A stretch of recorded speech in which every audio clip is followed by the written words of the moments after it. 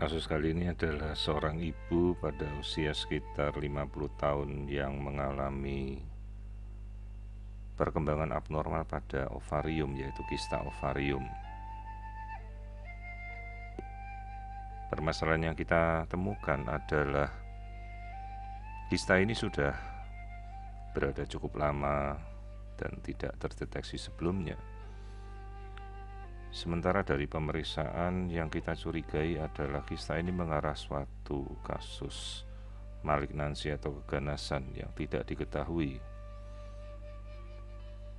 Pemeriksaan awal kita lihat dengan melihat pertama adalah bentuk rahim. Mulut rahim juga harus kita amati dengan detail. Di sini kita melihat bagian dari mulut rahim. Pada mulut rahim kita tidak menemukan suatu kontur yang abnormal, juga aliran darah tampak normal. Tidak ada aliran darah yang abnormal pada area mulut rahim.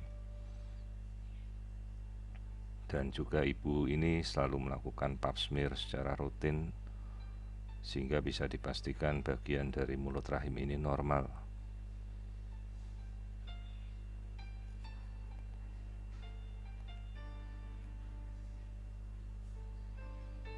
Pemeriksaan kemudian kita amati untuk melihat bagian dalam dari rahim.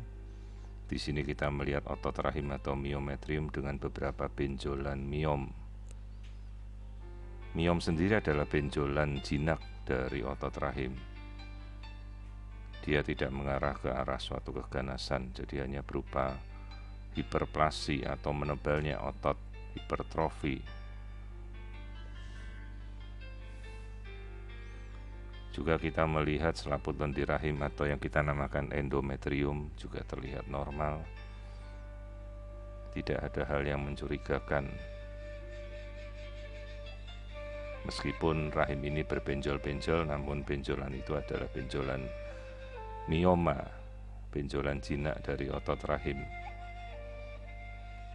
Tidak membutuhkan suatu penanganan tertentu.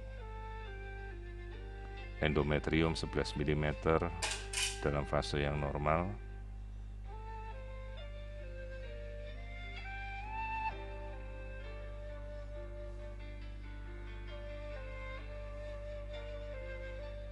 Kembali kita amati, ini adalah benjolan dari miom. Miom ini sendiri tidak mengganggu dan bersifat benjolan jinak.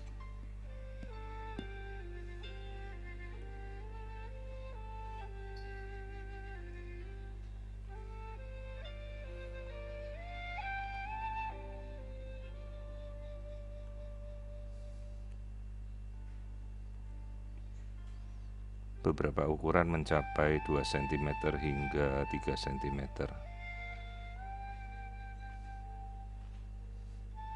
Nah, di sini kita bisa melihat rongga rahim yang normal pada potongan frontal dari rahim atau uterus. Tidak terlihat gambaran abnormal pada rongga rahim.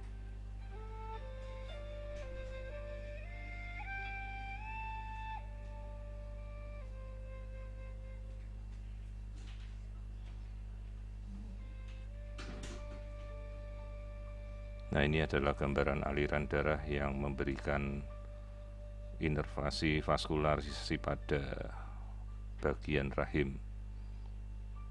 Tampak pembuluh darah yang menyebar pada seluruh dinding rahim dengan peningkatan vaskularisasi akibat adanya beberapa massa benjolan miom tersebut.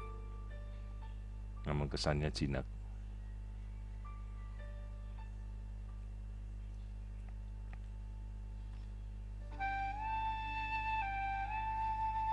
Kembali kita lihat bagian miom yang terbesar mencapai 5 cm,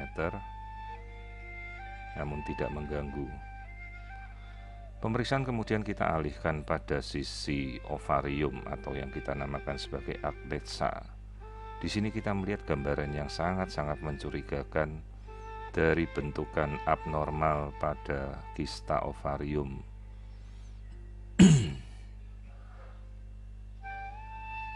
Terlihat pada bagian sisi ovarium tampak gambaran kistik dengan gambaran multisepta.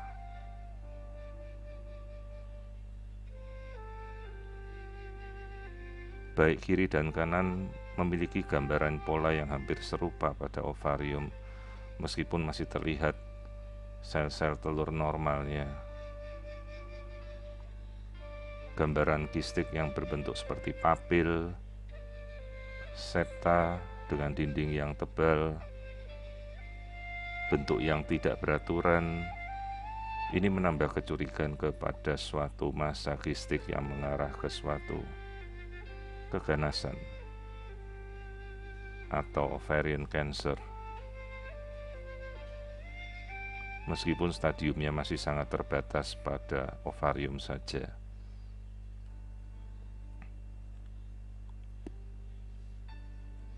Di sini kita ukur, ukurannya mencapai 5 kali 4 cm dengan gambaran kista yang mungkinan mencurigakan suatu kista dermoid dan endometriosis. Namun permasalahannya, sekali lagi kita lihat, begitu kita periksa dengan arus darah, maka terlihat peningkatan aliran darah yang sangat-sangat mencurigakan pada struktur tersebut. Yang seharusnya apabila kista bersifat jinak, maka aliran darah tidak akan muncul seperti ini.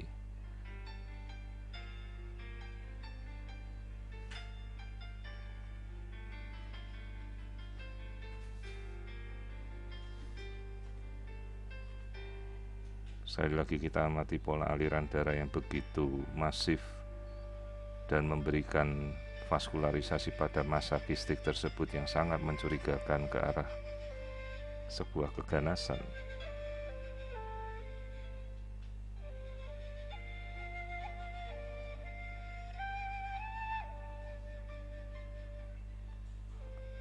Sementara aliran darahnya dengan resistensi indeks yang cukup rendah, semakin rendah maka semakin mencurigakan menuju ke arah neovaskularisasi yang memberikan kecurigaan kasus keganasan.